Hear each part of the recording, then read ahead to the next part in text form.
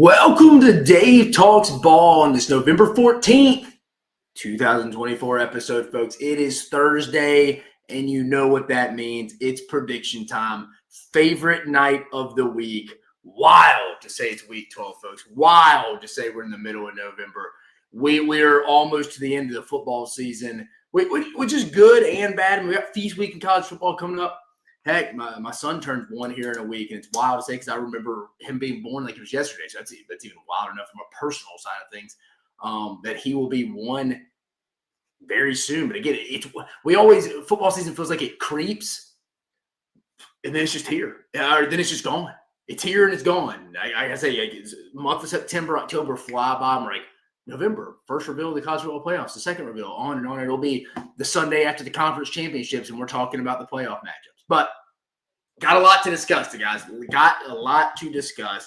But first, go like, subscribe, hit the notification bell. I'm your host, Dave Shoemate, coming at you live as I do on every Monday and Tuesday at 9 p.m. Eastern for you Eastern time zone folks. Bringing you Dave Talks Ball. Again, longtime college football personnel, recruiting guy in the SEC. Also, your head basketball analyst here on the SEC Unfiltered channel. But obviously, we have predictions for Week 12 in football. We're going to discuss some under-the-radar things to keep an eye on for Saturday as you are enjoying your college football Saturday, wherever that may be. Also, are you a resume or are you an eye test person? Resume or eye test? We'll discuss. I don't think it's just that easy. Then it's Bryce Underwood, number one quarterback in the country from Belleville, Michigan, committed to LSU. It's a battle between Michigan and LSU right now. Apparently $10 million reported on the line. What's that mean for Brian Kelly? We will discuss. In college basketball, power rankings from Tuesday. If you follow me, if you follow SEC Unfiltered, you probably saw the graphic posted. Just wanted to run through that verbally for you. A little weekend review and then the weekend preview. We got some really good games tomorrow, guys. We got some really good games across the board. Bama at Purdue. We got Georgia Tech, Florida State, and then Texas A&M, Ohio State. So we got college basketball is upon us. My favorite week of the year is approaching feast week. You got rivalry week in football, all the conference basketball tournaments. Then we got money making weekend 12, guys, or week 12, I should say. We had a phenomenal 7-3 week last week. We're right at 44%. We got to have that back-to-back week this week. And I feel really good about the 10 bets I got for you coming up at the end of the show. But we got to put back-to-back weeks together. We've had some good weeks, but we followed that up with a poor one, a piss poor one at that.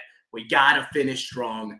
This is it. This is the week. I'm calling myself out. I'm pulling the Larry Bird 1984 NBA Finals. We've been predicting like a bunch of girls, and no offense to the ladies. No offense to the ladies listening. We've been picking like someone who doesn't know. And we got to change that. And we got to change that. It's time. It's personal now. We got to call each other out. We got to hold each other accountable. So we're bouncing, but we're going back-to-back weeks this week. But let's get right to it real quick, guys. Bryce Underwood and LSU. As we all witnessed, LSU took a beat down in the Red Stick in Baton Rouge last week. To Kalen DeBoer and the Alabama Crimson Tide. 41-13, probably closer to 41-6 than it is. Let's be honest.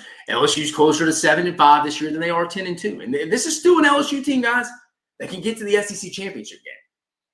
They can get to all it needs to happen is LSU wins out, beats Florida, Vanderbilt, and Oklahoma. They'll be favored to do that. Georgia beat Tennessee. Last time I checked, Georgia's a current 9.5-point favorite. And then Arkansas beat Missouri. And if Brady Cook doesn't come back and it's Drew Pine, and our guy Cole Thompson said he would eat a pine cone if Missouri beats South Carolina, live on the SEC Unfiltered channel. Conversation for another day. But my point being, all that is probably likely as we stand right now. Does it all happen? No. But if that all happens, LSU will be in Atlanta for the SEC championship with a chance to play for the SEC crown, which would give them a bye, a shot in the playoffs. They lose, they're out. But still, LSU is not advocate. But my point being here, where does LSU go from here? Again, Bryce Underwood, quarterback from Belleville, Michigan. $10 million being reported, an NIL deal that Michigan, the in-state school he's just down the street from, is offering him and wants to pay him. Now, apparently LSU, from people talking close to the program, they've had their NIL discussions with him, and I don't think it's going to be that, and I don't blame LSU for not spending that. Kid official visited this past week. If you don't know what an official visit is, it's a paid trip by the universities, 48 hours. You can bring 2 family members you pay for to get all your meals, lodging, et cetera, et cetera. You can figure out how that goes. My point being, LSU can't lose this kid. And right now, I would say I feel good about where they're at. I don't think they will. But from what I've gathered and talked to people, they put a lot of money off to the side to not spend on their current 2024 roster, specifically on defense, to maintain the commitment of Bryce Underwood. Because again, Michigan's offering him $10 million. You've heard Barstool's Dave pointing where he say he would offer money to get him to be a Michigan Wolverine. But my point being is LSU's paying him too. It's called space pay. There's nothing wrong with that. Will Wade's former basketball coach Will Wade's putting his hand up in the back and hold up now. I got fired. I got an NCAA probation show cause because of all this stuff I was doing is now illegal. He was ahead of his time, but conversation for another day. McNeese State dropped one to Alabama the other day. But specifically here,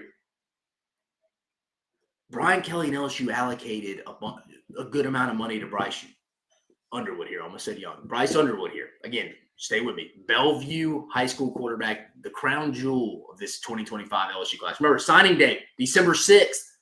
It's gotten pushed up. It's earlier this year. But if you lose this kid, if you lose Bryce Underwood to Michigan, which everybody has a price, everybody has an asking price, money talks. We'll all call a spade here. But if you lose this kid and you left money on the table to go spend on your defensive personnel this year and probably make an extra game or two difference, people are going to be pissed off. And I would too if I was an LSU fan. Because I'm like, if you're withholding money from this 2024 roster, we better get who you're holding that money for. And if Michigan goes and swipes him, and I get it, $10 million is a lot of asking price. I wouldn't pay him that either. But that's going to leave a sour taste in your mouth if you finish 9-3, miss the college football playoffs like they're favored to do. Factor in too, guys, wild. Connor Stallions, y'all remember, the old Michigan staffer, he is on the staff that this kid plays at. Now, again, I don't think Connor Stallions is going to have some massive say. But my main point of this is saying, where does Brian Kelly go from here? You can't lose Bryce Underwood. And I don't think they are from talking to people, but it's a lot closer than it probably was. Again, he's coming off an official visit. I don't think the result of the game is really going to affect him. That's overstated. I mean, these high school kids understand you lose games. A lot of them lose games in high school, but they understand that happens. And he's got a real shot to come in and play next year, especially if you're, and that's my word to lead. But, unless you're a big Ricky Collins fan or something. But I think Bryce Underwood's the future for LSU. You can't lose him. And again, it's not about the amount of money. You just can't lose him because you would have a couple $1 million sitting there on the table that you could have spent on other personnel on the defensive side of the ball that would have helped Blake Baker's defense probably get you into the college football playoff. Let's call it space because it's not a coaching standpoint. And I get it. Jalen Milroe, Marcel Reed, they ran all over LSU the last 2 to 3 weeks. Again, they can adjust that, but a lot of this is personnel. And I said it going into the season, I can't say LSU is competing for an SEC title or a true championship because the defensive personnel is not there. I said it, Blake Baker, Bo Davis, those hires by Brian Kelly ultimately are going to save his job because Brian Kelly got off to a rough start at the beginning. He listened to the wrong people who are still there internally. I'm talking about guys like Frank Wilson. He was picking the defensive personnel, the running backs coach. Frank Wilson was picking the defensive personnel as the running backs coach. You bring in Blake Baker, Bo Davis, they're going to pick their own guys. I think Brian Kelly stabilized the ship a little bit, guys. He did. He what should I say? He stabilized the ship. Let's just go with that. He stabilized the ship by hiring Bo Davis and Blake Baker. But year 3, a year traditionally Brian Kelly's pretty good in, it's Cincinnati and Notre Dame. This has become a rebuilding year because of how he addressed the defensive personnel his first 3 signing classes. It was non-existent. He's got it right now. I don't think it's time to pin it. But if you lose Bryce Underwood and left money on the table for defensive personnel this year, that's an issue, I think. That's just not having your ducks in a row, and that cannot happen. Cody Belair in the chat, baby. Ours truly from On 3. Appreciate your brother joining in the show. But no, Bryce Underwood will be an interesting development here. That'll leave a sound. Now, again, if you have $10 million, if I'm LSU, I'm not paying that either. I'm not. So I don't blame him there, but it will be an interesting predicament. They were to lose him and you put off some money to the side for him and you left it on the table for this year's roster. Because again, I think the offensive time has been plenty good enough. But when you factor in how you looked against Alabama this past week, that's not going to leave people. I mean, that's right up there in my opinion. Again, hear me out. When you're taking in the context and layers of all this,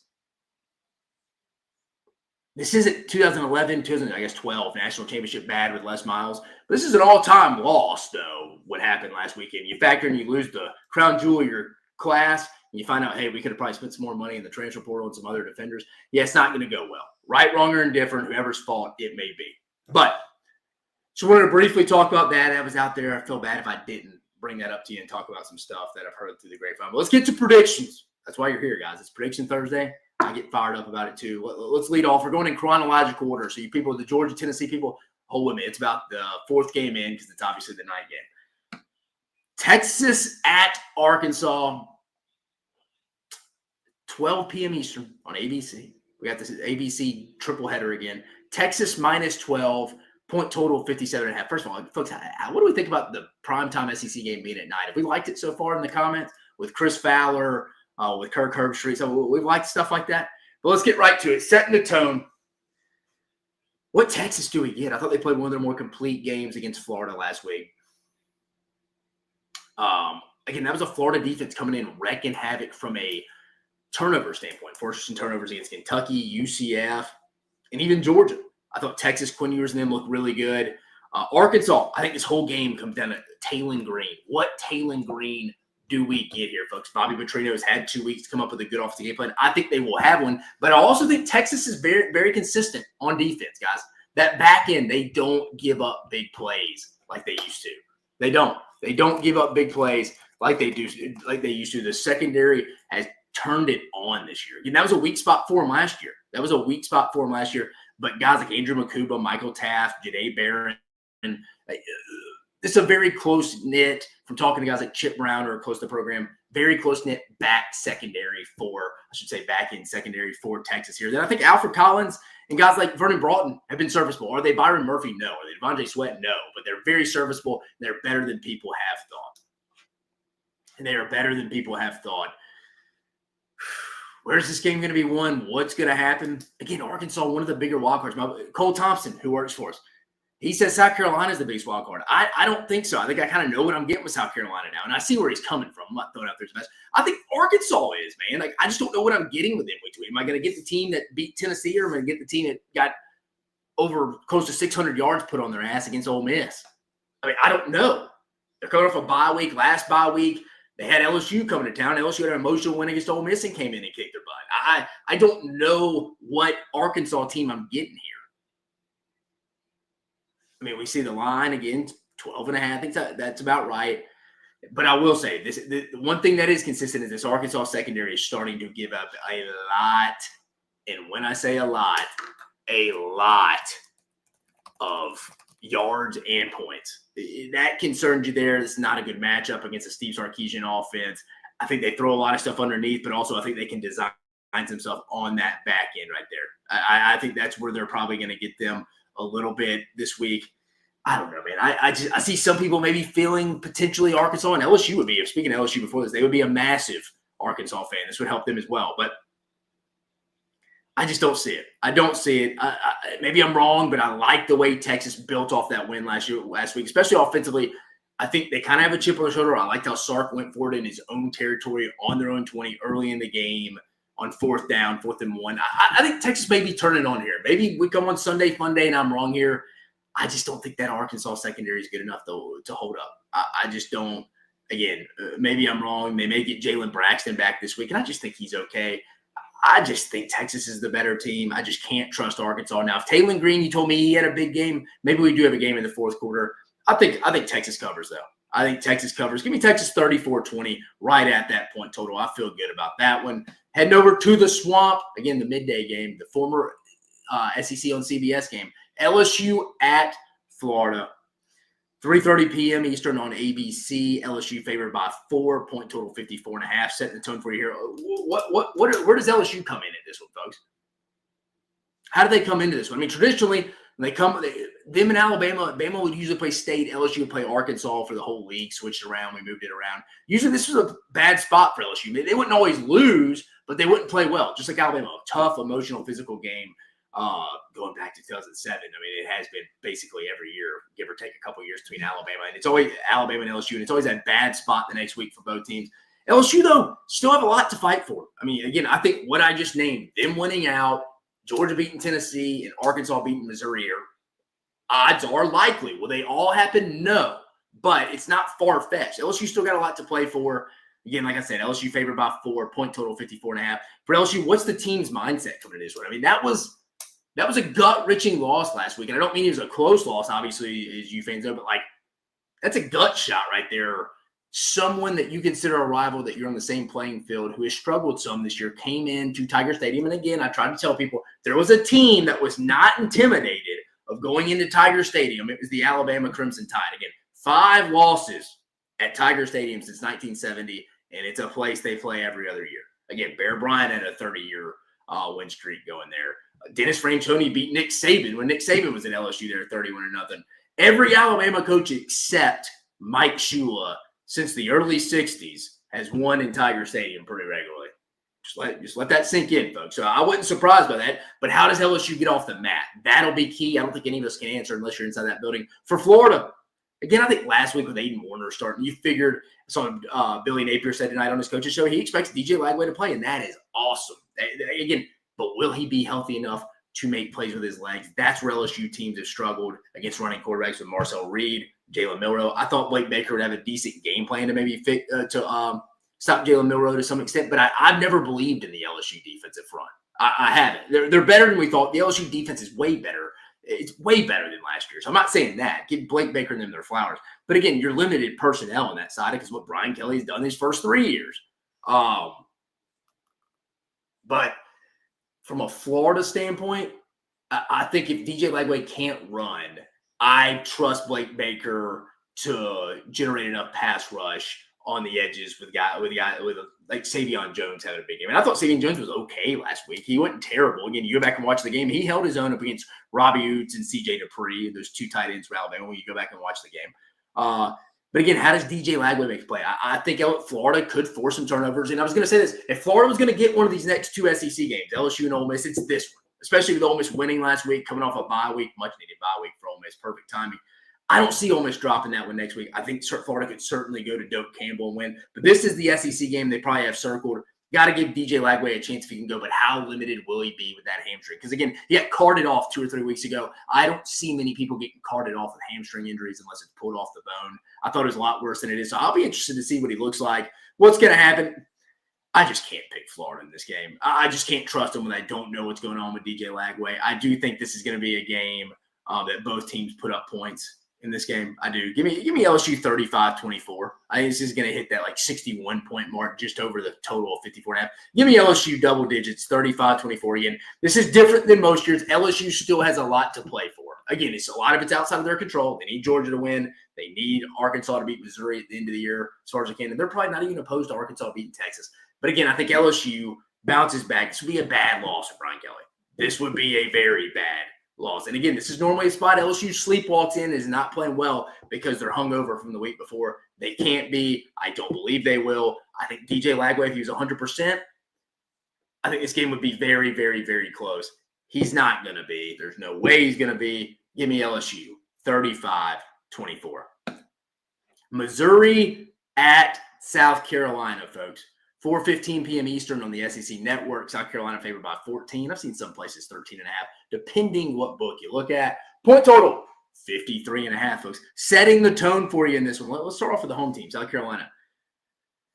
South Carolina is a top 15 team in the country right now, playing extremely good football, especially defensively. Lenore Sellers is going to his own. He is what you would like Anthony Richardson to have been in college. It's what I'd kind of like to see from him, making plays. The offensive line's been playing well, but a lot of it is just missing. Lenore Sellers is making people miss. They're designing great stuff against South Carolina. And that's not a shot against Dow Loggins, the South Carolina OC. He's called some good stuff too. But a lot of this is just Lenore Sellers making big plays. I mean, South Carolina fans, we've had our disagreements on social media. I said South Carolina's wide receivers weren't going to be that great this year. I still believe that, folks. You know why you've been making some explosive plays? Because Lenore Sellers is escaping the pocket, breaking tackles, extending the run on the edges, making corners and safeties come up to come tackle him, and that just leaves people wide open, like Mazio Bennett, who got banged up, Nick Harbor. And I think really their best pass-catching threat has been Josh Simon, the tight end, underneath, if I'm being honest. But again, I don't think this is just South Carolina's players making plays. I think that would not be complimenting Lenore Sellers and the way he's developed throughout the season. I mean, we're talking South Carolina potentially playoffs here. If Lenore Sellers doesn't get hurt against LSU or they have a kicker. Again, I don't think any 9-3 team should be getting into the college football playoffs again. At some point, you got to be in the double-digit win total. Don't even get my guy Cole Thompson started. But set the tone for South Carolina here. Still a lot to play for, folks. I mean, could they some chaos? Yeah. And again, Shane Beamer's never beaten Eli Drinkowitz. And let me say this. These two coaches, Eli Drinkowitz and Shane Beamer, are playing for this Mayor's Trophy, Mayor's Cup. Again, Shane Beamer's never beat Eli Drinkowitz. Eli Drinkowitz has never lost to Shane Beamer. These two cannot stand each other. These two coaches do not get along at all. They would not piss on each other if the other one was on fire. These are two probably that dislike each other the most. Whoever wins is definitely going to dance on the other one's grave. And these are two guys that kind of like to be a little arrogant and boisterous. So expect a big post-game celebration here, whoever wins this game. And if Shane Beamer can't beat South Carolina this year, rolling in with Drew Pine again, our guy Cole Thompson said he would eat a pine cone on live TV or live YouTube, whatever you want to call it, if Drew Pine were to go into Williams-Brice Stadium and win the football game. I think for Missouri to win this football game, Missouri's going to have to be +3 in turnover margin, at the very least 2. They're going to have 2 turnovers from the North Sellers themselves, which I guess could happen. Vandy forced 1 last week. They're going to have some kind of game like that. Maybe the Missouri defense could hold up, but they're going to have to get some short fields. I think Eli Drinkowitz is going to be aggressive on 4th down, take some chances you normally wouldn't because Brady Cook's hurt. And even if Brady Cook were to play a little bit, which I don't think he is, he's not going to be 100%, guys. He got that hand injury against Alabama. He has the high ankle sprain he suffered against Auburn. Missouri just doesn't have the pieces to come win this game the way South Carolina is playing right now. You know Shane Beamer's had this game circled. He's going to be fired up about this one. He wants to beat Eli Drinkowitz. He doesn't like Eli Drinkowitz. Eli Drinkowitz doesn't like Shane Beamer, folks. There's bad blood here. Shane Beamer, if he gets a shot to punch the dagger in, twist it and turn it at the end, he will. Give me South Carolina 31-10. I think they cover the 14. Manny Alcantara, he's got Cox by 90. Yeah, I think South Carolina is going to win big too. I do too. Manny back in here. Appreciate you listening, man. Ass kicking chickens. It's a good way to term it right now. South Carolina defense doesn't skip a beat. No, I mean that's the pulse. That's the pulse of the team right now. It's the heartbeat of the team, and they're scoring touchdowns going back to the Oklahoma game. But no, I mean, this is going to be a fun one to watch because I'm being honest. Both these dudes, Eli Drinkowitz and Shane Beamer, do not like each other. They do not. And nothing would make Eli Drinkowitz, who he's still petitioning for his team to be in the playoff. Hey, you talk to both these coaches, they'll tell you both of them are still in the playoff race. Now, I don't believe that. But you best believe no one would be more fired up to go ruin Shane Beamer's parade than Eli Drinkowitz.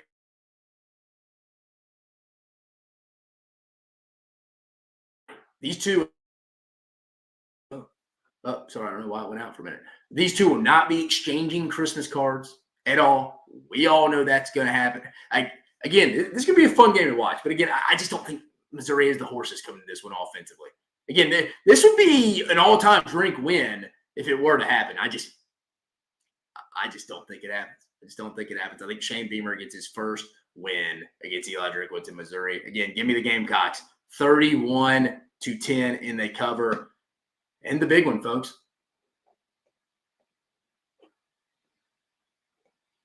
I don't know why internet's being slow right now for whatever reason. But let's focus on the task at hand. Tennessee at Georgia. Georgia, favored by 10. I've seen 9.5, depending on what sports books you look at. Point total, 47.5, folks. 7:30 p.m. Eastern. This is Fowler and Herbie and the boys. College Game Day will be there. This is on ABC. Georgia, currently favored by 10, 47.5, like I mentioned, setting the tone. It's an elimination game for Georgia. I know Heather Dinich, who does a good job for ESPN, the playoff expert, does a really good job. She said maybe 9-3 they get in. Come on now. Again, I talked about South Carolina not getting in at 9-3. Come on. We shouldn't be letting 9-3 teams in. Conversation for another day. You need 10 wins. Again, go if you don't like it, go talk to my guy, Cole Thompson. But if anything I believe in my 10 years I worked in college football, that if you told me Kirby Smart and his Georgia Bulldogs, like a dog, no pun intended, back into a corner fighting for their life. They get their first night game in Sanford Stadium. First time Tennessee and Georgia played at night since 2006. I was in high school, guys. I was a junior in high school back then, so I'm dating myself for you if you can do the math. How do they lose this game? How do they lose this game? I'm not saying there isn't a path. I think there most definitely is a path to victory here for Tennessee, and we'll get to that in a minute. But what about this Georgia team just in general, folks? Like,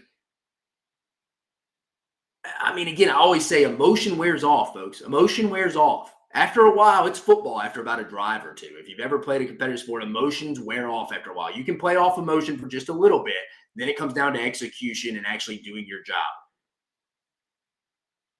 Georgia's struggling on offense, folks, especially up front of the offensive line. Ernest Green wasn't good last week at the left tackle spot. Monroe Freeling was not good at the right tackle spot. They're both still seeing Princely UMLA in their dreams from last week. Probably even Jared Ivey, Centurion Perkins, Walter Nolan, name them. Even Tate Ravlich coming off the tightrope injury, and from talking to people over there, he woke up with the flu on Saturday. He wasn't completely healthy. But again, it's a banged-up offensive line. Drew Bobo, Mike Bobo's son, played some of these Ole Miss last week. This offensive line is not good right now, and it's beat up. There's no ifs, ands, or buts about it. Carson Beck, not good right now. He's not good right now. Is it all his fault? No. On the outside, who really scares you as a number one wide receiver? Dylan Bell? He's not a number one guy. London Humphreys? No. They really miss Ra Thomas and Colby Young. And again, they're both off the team for their reasons right now. Maybe Colby Young gets reinstated after the judicial system does its thing. But just right now, they miss Ladd McConkey and Brock Bowers, and we all knew that, but not to this extent. I mean, it's been non-existent. Oscar Delp, Lawson Lucky, Ben Urisic, the Stanford transfer, no production. I just saw the injury report for We Press Live tonight. Trevor Etienne out, the running back, which I figured that would be the case. People were making a bigger deal about that. He didn't play a lot last week. Nate Frazier, a very good freshman running back, but he has fumble issues. We all wondered after the Clemson game why he wasn't playing for consecutive weeks, and Kirby said he's been putting the ball on the ground in practice. That goes back to Nick Saban days with Kirby Smart.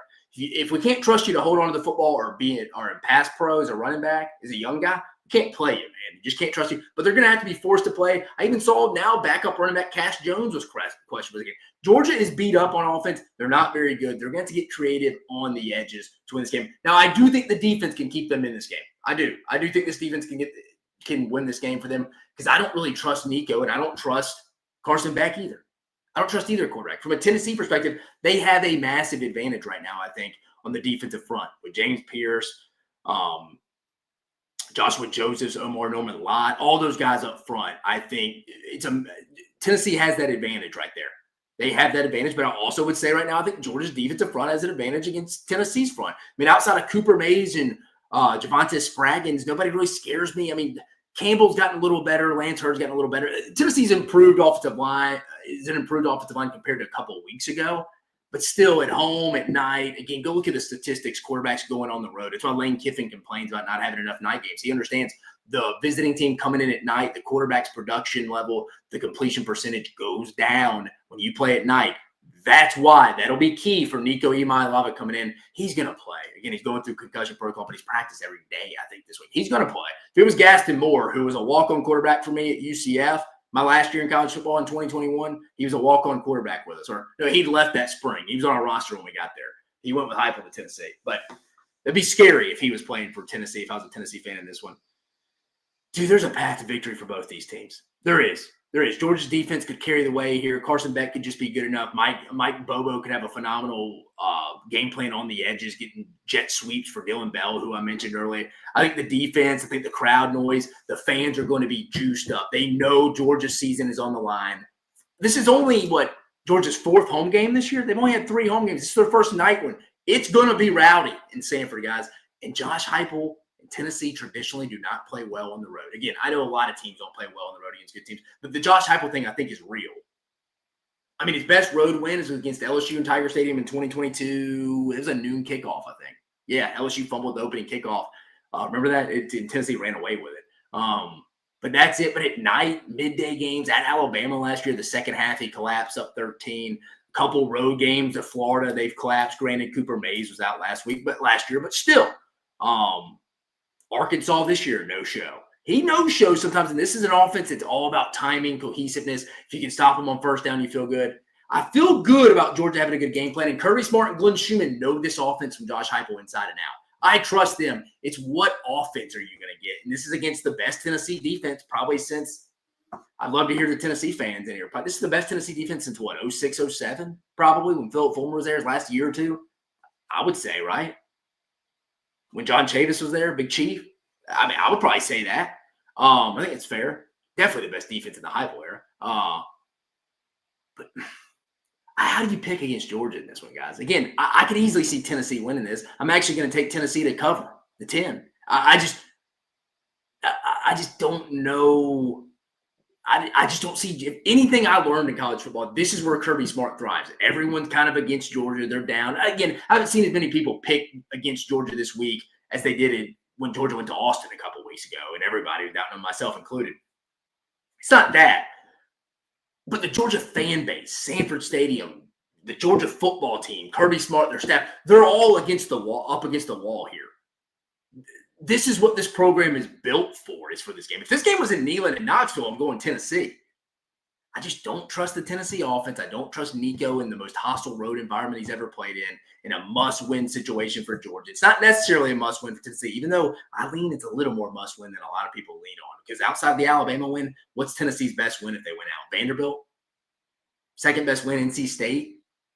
I'm being honest, they don't have a great second win. I think Tennessee needs to go take it out of the committee's hands and win this week if they want to feel real comfortable. And if they win this week, they're probably going to Atlanta for the SEC championship game. But I just can't see Georgia winning this game, guys. And I'm not going to be the guy to pick against them when they're back against the wall at home in their first night game where the crowd can legitimately, as cliches as it is to say, be that 12th man, be the difference to win this game.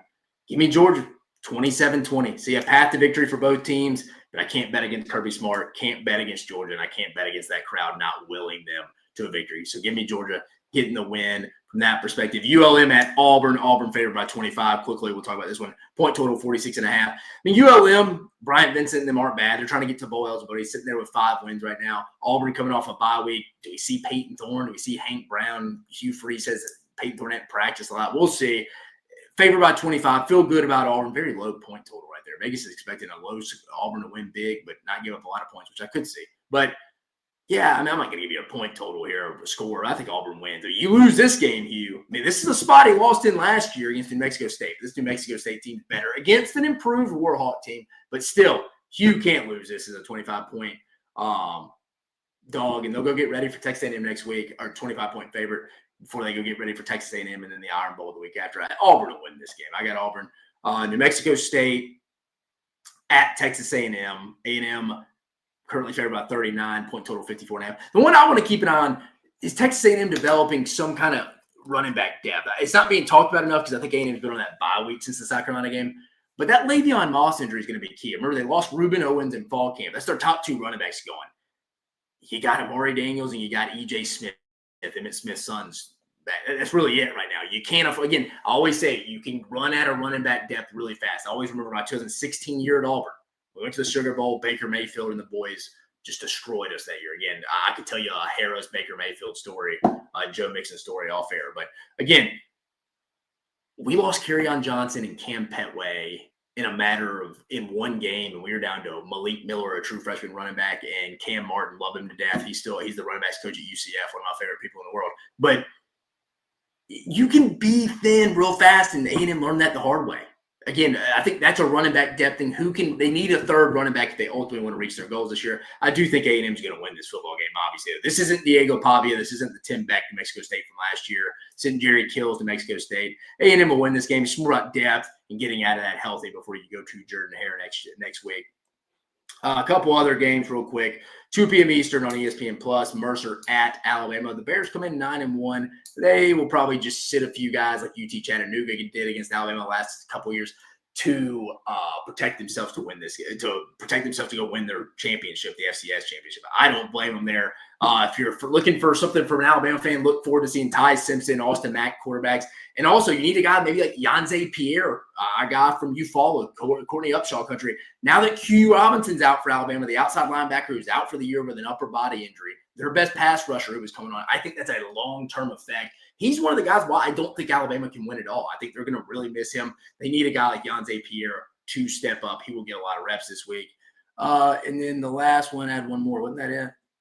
No, and then Murray, like 1:30 p.m. Eastern on ESPN Plus, SEC Network Plus. God, how many people are going to be at this game? Murray State rolls in. The Racers with our buddy Jody Wright roll in at 1-9. Jody Wright's the head coach at Murray State. He was the DPP at Alabama for a minute. They roll into Kroger at facing 3-6 Kentucky, who has still not got off the bus since their winning against Ole Miss a couple weeks ago. There's no line. Kentucky should win this game. God, Mark Stoops lost this game. There is no way. But anyways, I think Kentucky will win that game. Let's go to the comments a little bit, folks. Let's go to the comments. 35-17 South Carolina. Patrick Garrett says, in Willie B, no. South Carolina wins handily. Yeah, I picked South Carolina. I think South Carolina's going to win big. Patrick, appreciate you listening. Patrick, what happens if Georgia ends up with the same record as South Carolina? That would probably be in a multi-team tie, but I think they'd both be out. But who would win that tiebreaker? Probably depend on who's the highest rated common opponent between both of them. They both played Alabama, but they both lost. I mean, it'd probably go down to conference opponent winning percentage. I mean, it's a way long down the line tiebreaker, but I don't really know why that would matter. I mean, unless you're just trying for the standings. But I think if Georgia loses, they'll just be sitting there with South Carolina potentially at 9-3 as well. Manny Alcantara's back. Is Nico playing? I do believe Nico plays. I think most people who have any kind of common knowledge within the industry know he's going to play. I'll be honest with you here. I think this is a little bit of a ploy by Josh Heupel to say, hey, if they go lose a close game in Athens at 10-2, because remember, I mentioned briefly there, I think this is more of a must-win game for Tennessee than people are leading on.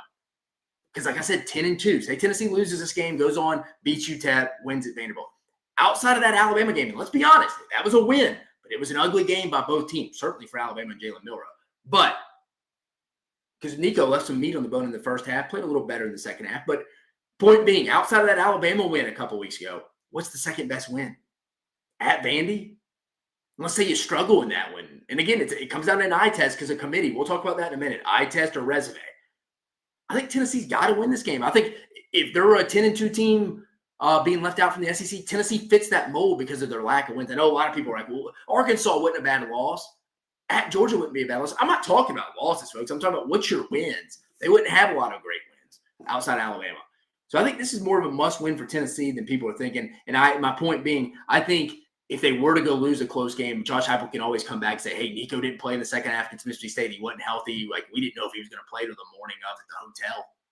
He can say that, and does the committee take that in? We know they factor in injuries and stuff like that. We saw it last year with the Jordan Travis injury and Tate Rodemaker taking over for Florida State. I think they made the right decision, but they do take injuries into account. So that might maybe a little chess, not checkers move, 3D chess move by Josh Heupel here, and I don't blame him. Patrick Garrett, South Carolina versus UGA in a bowl game, sellout crowd. Yeah, I think South Carolina would care about that a lot more than Georgia would. South Carolina may win that just because I think the interest level for South Carolina would be a lot more into it than Georgia would. Manny, is Nico playing? Yeah. Tennessee wins from turnovers. That's definitely possible. If Tennessee wins, Patrick, I'm with you, dude. That's how it's going to happen. Carson Beck turns it over. Or you got to think, too, Nate Frazier. He put 2 on the ground last week. I thought the screen out into the boundary last week was a good play call by Bobo. They were picking up some yards, but he fumbled the football. And we heard all fall camp. And even after a couple of weeks at Clemson, you're talking to people. Shout out to Rusty Mansell. He'd been putting the football on the ground in practice. Again, Kirby Smart is a Nick Saban disciple. If you can't take care of the football and you can't pass protect at the running back position, you will not play unless you have to. He has to because Trevor Etienne's out, and even our boy, Cash Jones, is listed as questionable. I bet he plays, but Georgia is beat to hell at the running back spot. Branton Robinson out. Roderick Robinson's been out for a while with a toe injury. Georgia is thin at the running back spot and the offensive line spot, folks, because of injuries. It's not just all Mike Bobo. It's a cumulative recipe of disaster, if you really want to call it that. Manny's back, baby. I think Nico has a day in the Vols take down the Dogs. Certainly could. Certainly could. I lean Nico doesn't have a great day, and I think there's going to be some opportunities there. He just can't leave any meat on the bone in the first half like he did against Alabama. Manny says Beck throws for 100 more interceptions. Monte Ennicott, would you take Tennessee over Indiana or Penn State? Let's just say it's hypothetically on a neutral field in this conversation for conversation purposes. I don't know, man. Tennessee has not passed the eye test to me this year. And I talked about the resume. We'll talk about eye test resume in just a moment, but you're asking me this. I don't know, man. I really don't. I think they're coin tosses. Indiana's not as bad as people think, man. They've been dominating people outside of Michigan. I'm not saying they can win the national championship. I've been stated I think there's only 4 teams who can actually go win the national championship going to this week. I said Ohio State, Oregon, Ole Miss, and Texas. I don't think Alabama or Georgia can win it all. I don't think Tennessee can win it all either. I don't trust Nico. I don't. Do I think Tennessee would beat Indiana? Yes. Do I think they beat Penn State on a neutral field? Maybe. They could. I don't know. The eye test hasn't been there for me. Even in their win against Alabama, it wasn't impressive. Again, I shouldn't say it wasn't impressive. Any win over a team like Alabama this year, who's probably going to finish 10-2, it's impressive. It's a good home win, obviously. Great home win. They were smoking the cigars. I mean, it looked like a hookah shop in Neyland Stadium after that game. Great win, celebrated. But it wasn't pretty on either side. Both quarterbacks didn't play great. Obviously, Nico outplayed Jalen Milroe, but Jalen Milroe played his worst game of his Alabama career. Tennessee has not passed the eye. I mean, what has been Tennessee's most complete game this year, people? I mean, I would love to hear it in the comments. I'm not disagreeing. I'm asking. What's their best game this year? Most complete game. Best win, Alabama, but most complete game. I'm trying to think. NC State? NC State, that game was 14-7 until they threw the pick to NC State and Grayson McCall threw the pick 6, and it was a tidal wave of momentum for Tennessee after that. Tennessee hadn't played a complete game this year, guys. And I'll be honest with you, I don't even know if they have to play a complete game this week as bad as Georgia's looked. They had to play well, but I don't know about a complete game. Cade Grantham, appreciate you listening, man. I would take Carolina over any SEC teams right now in November. Any? Yeah, I don't know about that, but they can compete with any. On a given day, sure, they can beat anybody. I'll give you that. But, like, they're the best team in the SEC right now? I'd probably give that to Texas, which is, it's wild, Texas, to me. Because speaking of resume, it isn't there. Tennessee has a better resume than Texas if Texas goes 10-2 and loses to A&M. Their best win would be at Vanderbilt as well, and maybe at Colorado State. But I would take Carolina over any SEC team right now in November.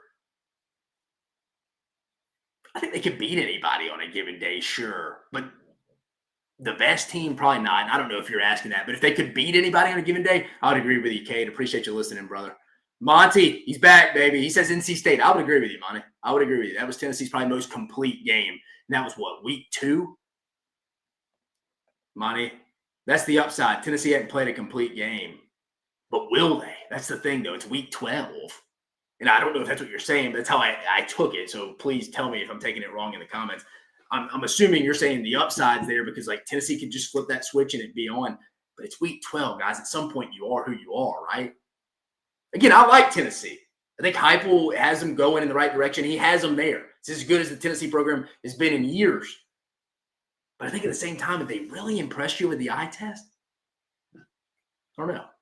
It's a conversation to be held. I just think this is more of a must-win this week in Athens than people are talking about. Tennessee wins this week. They're in the playoffs, and they're definitely probably in, unless they drop the ball to Vanderbilt, in the SEC championship game in Atlanta. Hunter Byers, if South Carolina wins out, do they make the playoffs? I don't think so, unless pure chaos happens. Because you got to think, if LSU goes 9-3, they got the tiebreaker over LSU. If Alabama were to go 9-3, they got the tiebreaker over South Carolina. Sorry if I misspoke there. LSU is the tiebreaker over South Carolina. A lot of things have to happen. I think Clemson would have to beat Pitt this week. I think SMU would have to drop another game, or Miami. I think Clemson would have to go win the ACC to strengthen that South Carolina schedule. If you're a 3-loss team, I don't really want to see a blowout on your schedule. They got beat bad against Ole Miss and off that bye week. I don't know. No, I don't think so. Unless pure chaos happens, and that changes the whole landscape. But no, I don't think a 9-3 SEC team gets in, just like Heather Bennett is trying to hype up Georgia potentially getting in if they lose. No, at some point, come on, no. Will Carolina go 9-3, beat Mizzou, Wofford, and Clemson? I I think they certainly can, man. I think they're going to at least go 8-4. I think they'll beat Missouri, Wofford. And what's Clemson doing at that point? Kind of, it's at Clemson. I mean, South Carolina, Shane Beamer shown they went there 2 years ago and won. I would say, yeah, if you made me pick South Carolina goes 9-3, 8-4, there's no fence riding a statement. It's either yes or no, very black and white. I'd say yes. I think they'll beat Clemson because I think they'll be a little bit more motivated. Monty, Tennessee loses, we will be the 10-2 team out. I agree with you, Monty, unfortunately for you, man. I do. I agree with you, dude. Now, I hate saying that. I just think that's what's going to happen. And again, what does the committee take in from a head-to-head standpoint? But the way the SEC is shaking out, it's going to be a multiple-team tie thing. So I shouldn't say head-to-head doesn't matter. It's just not going to weigh as much because you have multiple teams tied. It's not just a head-to-head thing. But again, we've seen the committee. They put South Carolina ahead of LSU, and LSU beat them head-to-head. And I'm not saying that's right, wrong, or indifferent. It just is what it is. But then they also put Ole Miss ahead of Georgia.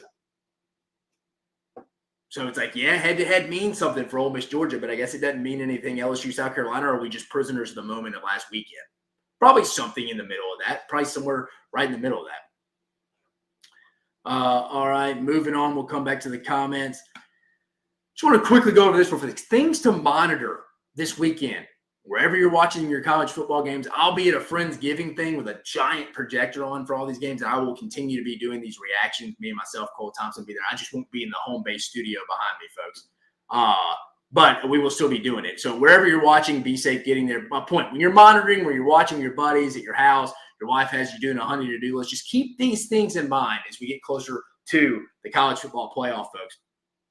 If Tennessee were to lose this week, what does it look like? How does it look like? Like I mentioned, Josh Heupel may be pulling a little 3D chess move on us with the whole Nico Iamaleava thing. Hey, if we go play a close game, he was kind of hurt. Are you going to hold that against us? We went to Athens and played a close game and lost with our backup quarterback. I know he played, but he wasn't 100%.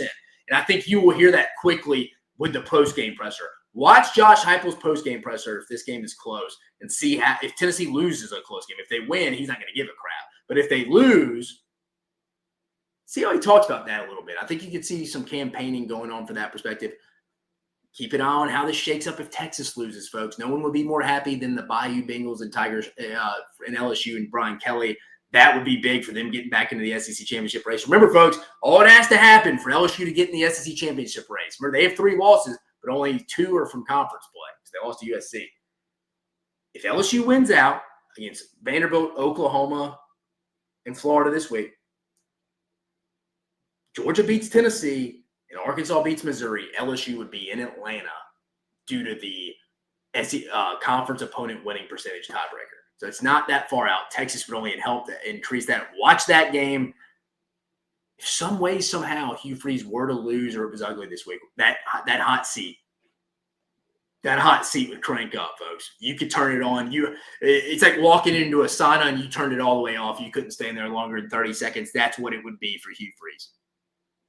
Maybe that's a wrong analogy for Hugh Freeze of this past, but that's just initially what came to my mind. But that would be Hugh Freeze can't lose this game or even have a close one, or you're going to have some people be, I don't know if this is our guy. I don't think he gets fired. I think they win this comfortably. I'm just saying it's something to keep an eye on as the playoffs approach. We get towards the end of the year. Missouri, South Carolina. This game's going to matter from a conference opponent winning percentage. I just mentioned LSU would win that tiebreaker.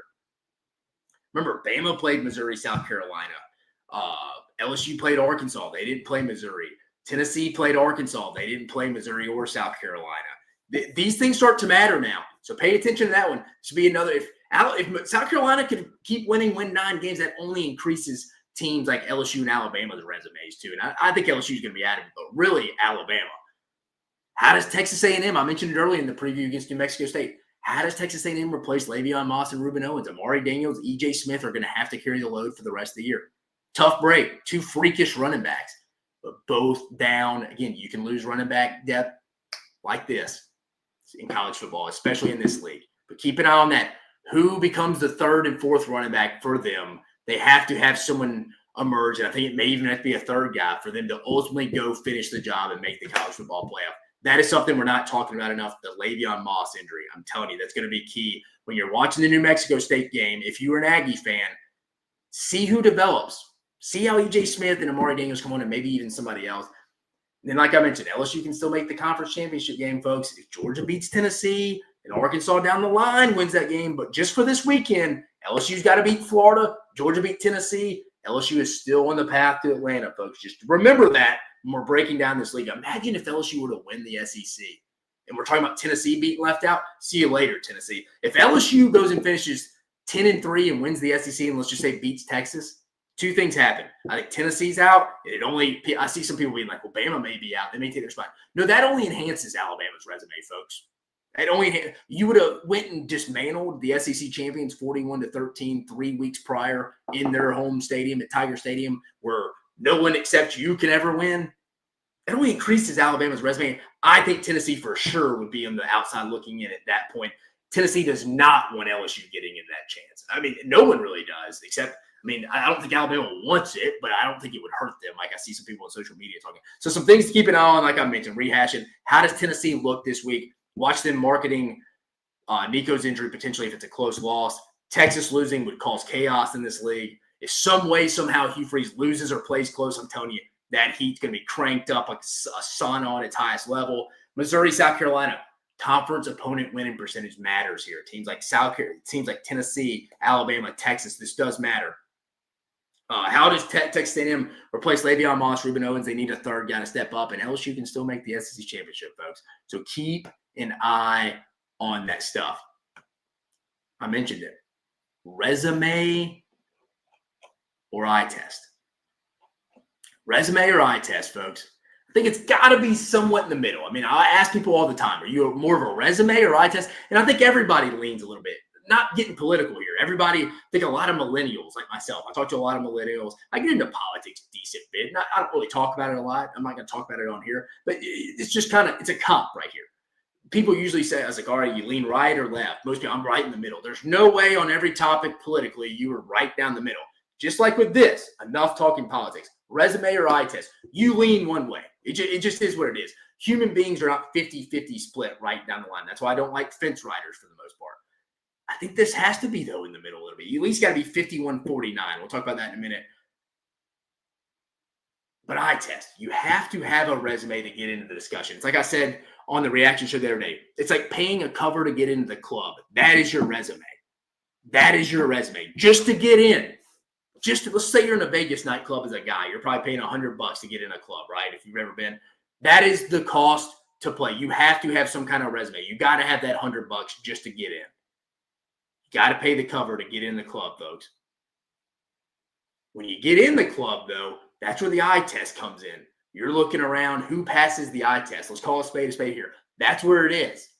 That's kind of the analogy I'm using from that perspective. You got to pay the cover to get in the club, but then the eye test separates you when you get in. And it's all hands on deck in there.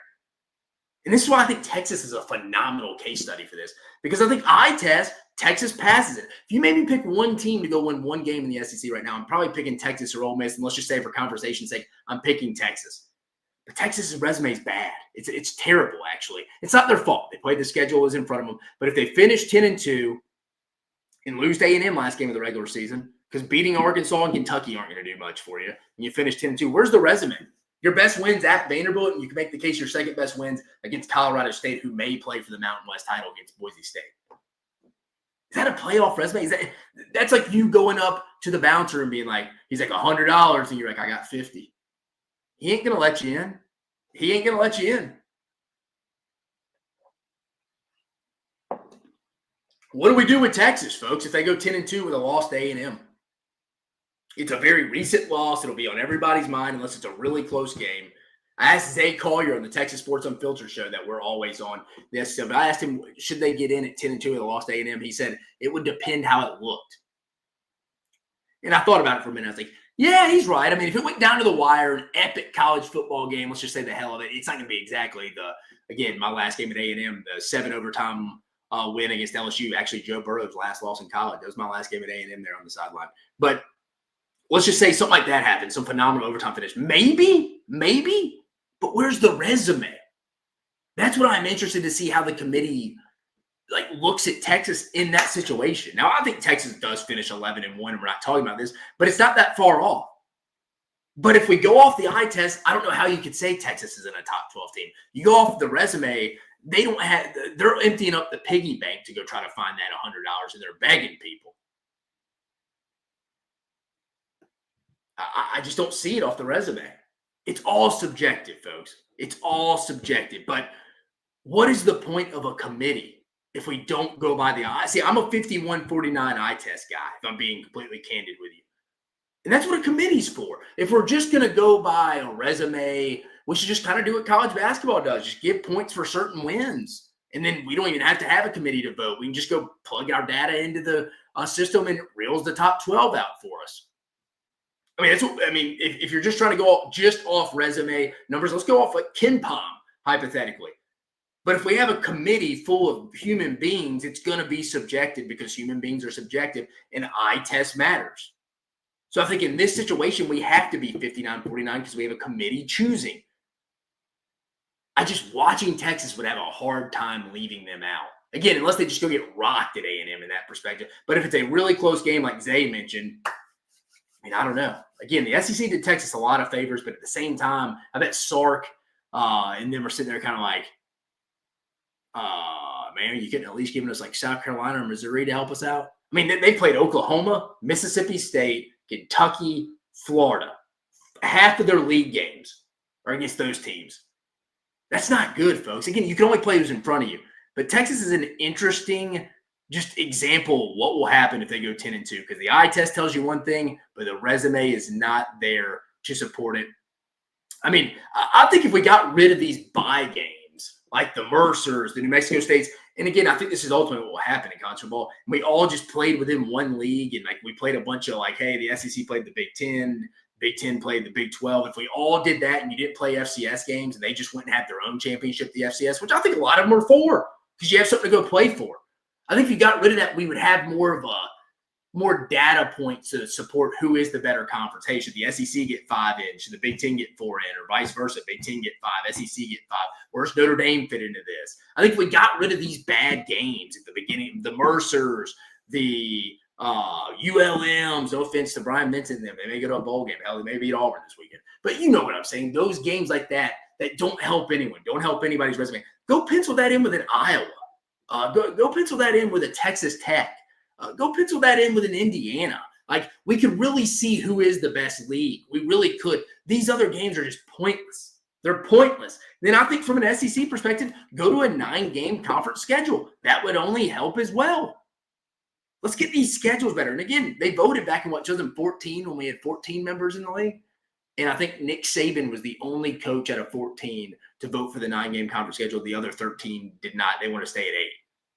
I think you got to play better opponents to make the sport better. I hate these bye games. I think that's something that would help separate this resume eye test. We would have more data. And again, I use KenPom, college basketball, really because college basketball is upon us, and we'll talk about that here in just a minute. But it's kind of like if we're just going to go off resume and just wins, like we need to have a point system that just, hey, plug it in. Let's go off the BCS system at that point and get the top 12 teams. But if we're going by a committee with 12 people, isn't that what it is, 11, 12 people? And by the way, it's the most football heavy-minded group in a while. Jim Grove's on there. We have a lot of people that know football on this committee this year, probably the most it's ever been. But to my point, if we're going to have a committee, it's going to have to be by eye test a little bit. And I understand that's subjective, but human beings are subjective. And I think the eye test has to matter. Again, I'm out there openly stating I'm a 51-49 eye test guy. Everyone leans somewhere from that perspective. Greg Bettinger, Hunter Byers, no, had to win that Bama game or LSU. He's talking about South Carolina getting in. I would agree with that too. Moving on, talk a little SEC basketball power rankings, folks. Let's get in here. We've had a phenomenal week. Actually, let's do the little. We'll leave the power rankings off a little bit. Let's review the week that was first. Let's get into it. On Monday night, we had Alabama getting the 72-64 win over McNeese State. Former LSU basketball coach Will Wade. McNeese State's going to make the NCAA tournament. They're going to be pretty good. Solid win for Bama, but didn't look the greatest. Florida gets an 86-62 win over Grambling. That was a Grambling team that took Ole Miss down to the wire. So it was a good win for Todd Golding on the floor, off the court. I don't know. A&M getting the 97-71 win over Lamar. Missouri gets an 84-77 win over Eastern Washington. Oklahoma 73-57 over Northwestern State. Tuesday night, the Champions Classic, phenomenal game. Mark Pope getting a signature win against Kentucky. I'm fired up for Kentucky. You can tell they have a guy there now that truly loves Big Blue Nation. That's a phenomenal win. Andrew Carr having a big night. for Kentucky. Got to force Cooper Flagg to have some big turnovers late in that game. Big win for Kentucky. Ole Miss, Tad Pad game, baby, beating South Alabama 64-54. South Carolina getting a win over Townsend 80-54. Georgia getting a 90-77 win over North Florida. That's a North Florida team, folks, that beat Georgia Tech and beat South Carolina. So it's not just a slouch.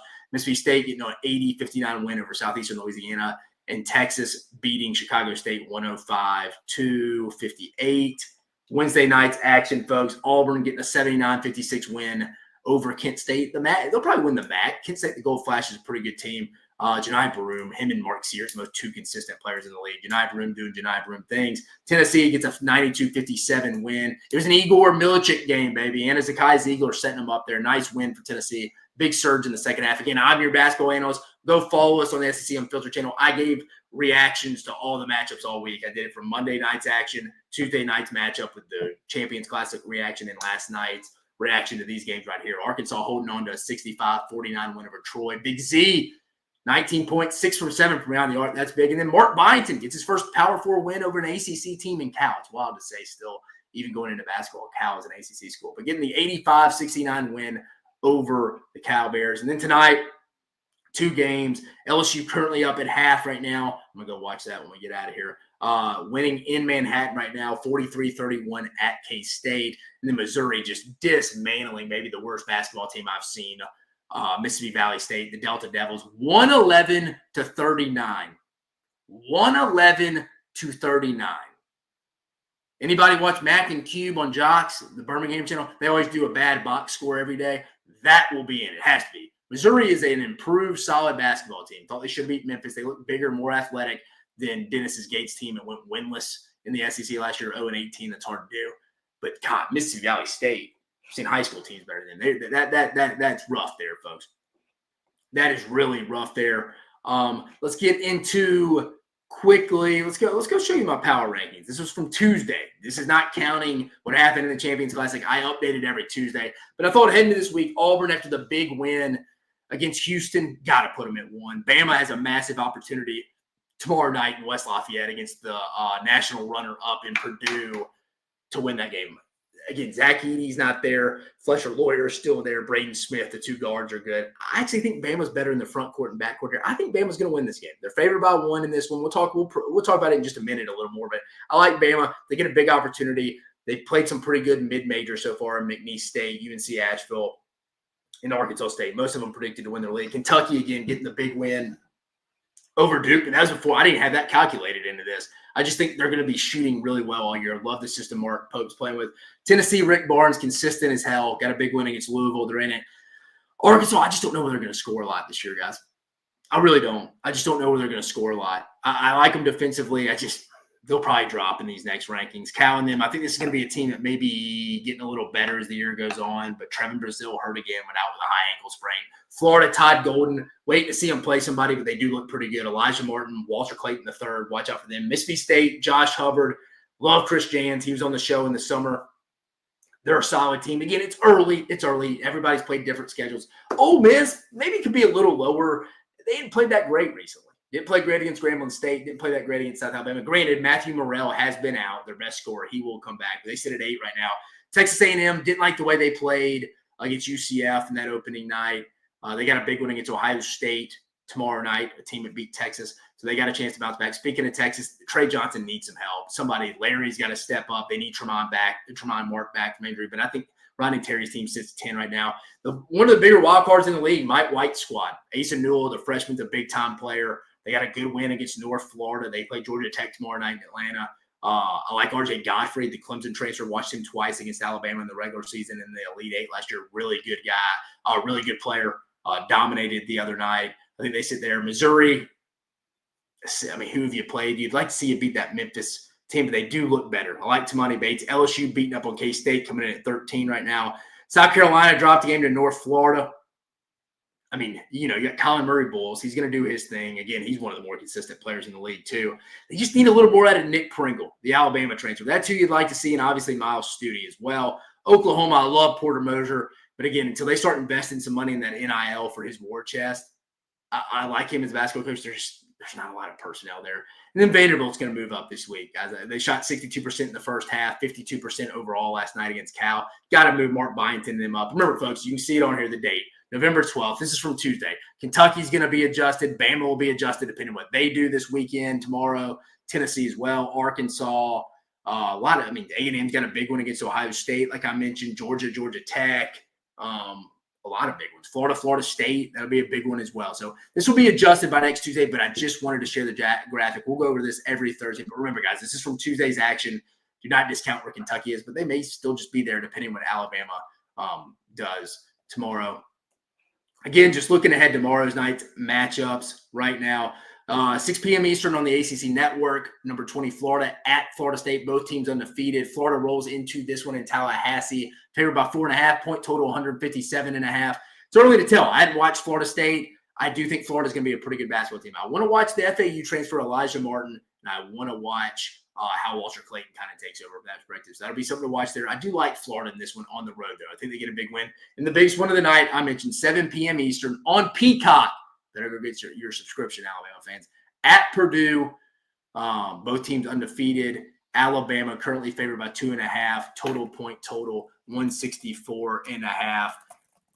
Remember, these two teams played in Toronto last year. I mean, it was a high-scoring game. Both teams went. I think Mark Sears went for 30. Zach Edey went for 35. It was something like that. Wild back and forth. I just think Alabama's kind of got the edge in this one in the front court and back court, if I'm just being honest. Especially when you factor in that Daniel Jacobson, the big center, 7'4", 230-pounder for Purdue, fractured his tibia or fibula, one of them. He's out for the year, I think, or at least extended. He won't be playing tomorrow for sure. They've gotten out-rebounded in their last two matchups against Yale, and who was it? I'm pulling it up right now. Yale and Northern Kentucky, who's made the Northmen have made the tournament before, but they've gotten out-rebounded their last two games. Alabama comes in big, athletic. Cliff Amore coming over from Rutgers, Grant Nelson, Jaron Stevenson, Aiden Sherrill, guys like that. I don't know. I just like this matchup for Alabama. If they lose, it's not going to hurt them. But, again, NATO schedules like a maniac. But I think it's a game Alabama's going to win. I think it's a good matchup for them. That's a big one to keep an eye on from that perspective. Let me go to the other games here. For Georgia Tech comes in at 2-1. Where they lost, they have a common opponent here. Georgia beat North Florida. They're undefeated. Georgia coming in at 3-0. Georgia Tech lost to North Florida. They're coming in at 2-1. That's their only loss. This one is at the McCamish Pavilion in Atlanta. Georgia currently favored by 1.5. Point total 155.5. I think Georgia's going to be pretty good. I think Georgia wins this game. I just think they have better personnel. Again, RJ Godfrey, Blue Kane, Silas Demery, Love Asa Newell. I think Georgia wins this game. And then 9 p.m. Eastern on the SEC Network. Number 21, Ohio State comes in 2-0, faces number 23, Texas A&M at 2-1. A&M's only lost to UCF. A&M's favored by 4.5. Point total 146.5. Can Texas A&M go do what their fellow Texas brethren could not open tonight in Vegas, and that's beat Ohio State? I actually love this line. Give me A&M minus 4.5. That may be one I bet on, and Alabama minus 2.5. If you're into betting college basketball, I'll take both those, actually. I think A&M wins this one in Reed Arena. So if you're a betting college basketball guy, those are my two picks for you heading into tomorrow's matchup. Texas A&M minus 4.5 against Ohio State. Alabama minus 2.5 against Purdue. Quickly going through Saturday's action. Stetson at Oklahoma, South Carolina at Indiana. That'll be an interesting one as well. Jackson State at Vanderbilt, Colorado State at Ole Miss and South Haven. And those Delta Devils that got rocked by Missouri tonight head to Austin to face Trey Johnson in Texas. That's a name your score game for Trey Johnson. And then on Sunday, we got two games. Austin Peay at Tennessee at 3 p.m. Eastern, and then Utah at Mississippi State in South Haven. So we got back-to-back games on Saturday and Sunday in South Haven. Colorado State, Ole Miss, and then Utah, Mississippi State. Utah comes in 3-0, Mississippi State 3-0. 4 p.m. Eastern on ESPN2, guys. So that's what we're talking, a little college basketball right now, guys. We're in the midst of it. I tell you all the time, it's got to be fun. Greg, appreciate you listening, man. He says North Florida has to be good. Yeah, they're a pretty good team. And think about it, too. They lost their best shooter to Tennessee, Chaz Lanier, who had a good game last night against Montana. Kind of got going one of his better shooting nights very early in the season, 3 games in. You're right, North Florida, the Ospreys, pretty good basketball team this year, especially at that level. Got 2 wins over Power 4 teams in Georgia Tech and South Carolina, but Georgia did beat them the other night. So it's not just some slappy win. I had to tell a Georgia fan that the other day. He said, we just beat North Florida. Like, you realize they've beaten – again, I don't think Georgia Tech's great. I think South Carolina will only get better this year, but they're not a good team right now. But again, North Florida is nothing to hang your hat on from that perspective. And then finally, guys, let's get to my quick best bets here. I've gone over 11 minutes on you, and I appreciate you holding on, all 512 of you in here in the chat room. But again, we sit at 44% on the season. My promise to you is over 55%. We got to get going this week. We got to get going for you. And I have 1, 2, 3, 4, 5, 6, 7, 8, 9, 10, 11. It's my highest bets here in the last few weeks, folks. But let's get right to it. Got a couple of bets within the same games. Texas, minus 12 at Arkansas. I just don't trust the Arkansas secondary. I think Sark's one of the best schemers up. I think him and A.J. Milwee, Kyle Flood get it rolling. Give me Texas to cover the minus 12. Tennessee, Georgia, under 48.5. And then Tennessee, Georgia, first half, under 24.5. I don't trust both these quarterbacks. I do trust both these defensive fronts. Give me the unders in the total for the whole game and at half. Tennessee, plus 10.5. So I got 3 bets going just in that Tennessee-Georgia game. I don't feel great about that one. I feel better about the 2 unders, but I mean, do you take Georgia right now against any of the top half of the SEC right now, plus 10.5? No. So give it to me. I don't feel great about that one. I could easily see Georgia winning big or just winning straight up. The only path to victory in that game I don't see is Tennessee winning big. I can see Georgia winning big. I can see Georgia winning close, and I could definitely see Tennessee winning close. I just don't see a path to Tennessee winning big. But give me Tennessee plus 10.5. Give me LSU minus 4 at Florida. Give me LSU minus 4 at Florida. I think LSU plays well because it's going to be a limited DJ Lagway. Running quarterbacks have given LSU trouble. If Lagway isn't 100% with that hamstring, I think Blake Baker and them can devise a plan to be effective against him. I think it's going to be a high-scoring affair, as you can tell. I'm going to take the LSU Florida over 54.5. I think LSU puts up some points this week. I do. So I think that's why I carry. Give me the over 54.5.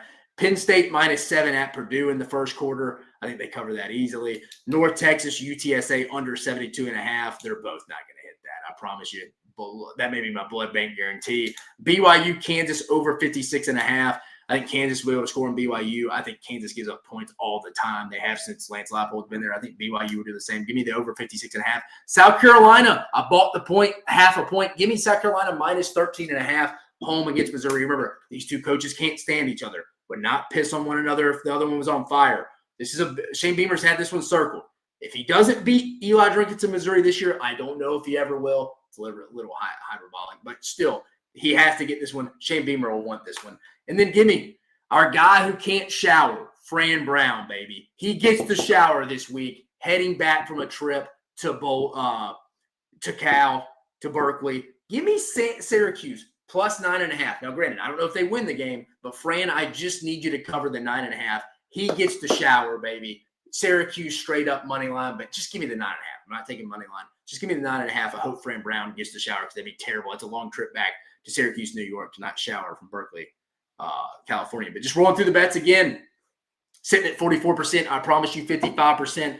11 bets. We're going 11-0. Texas minus 12 at Arkansas. Tennessee, Georgia, point total under 48.5 for the game. Tennessee, Georgia, first half under 24.5.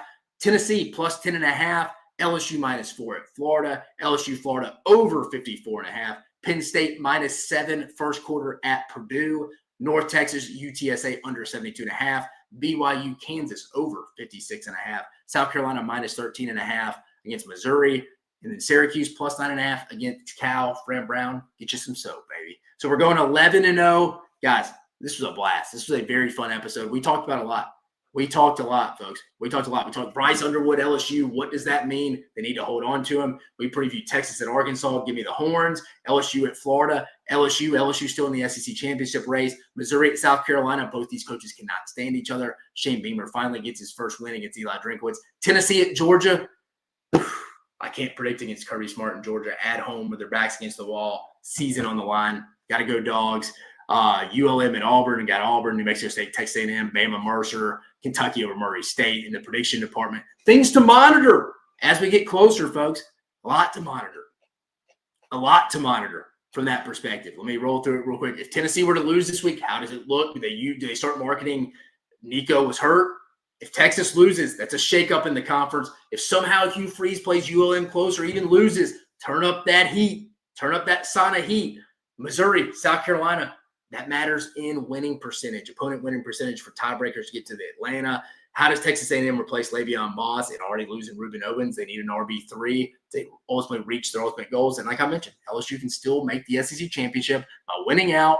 Georgia beats Tennessee. Arkansas beats Missouri to end the year. Then are you a resume or eye test guy? I told y'all I'm an eye test 51%, resume 49%.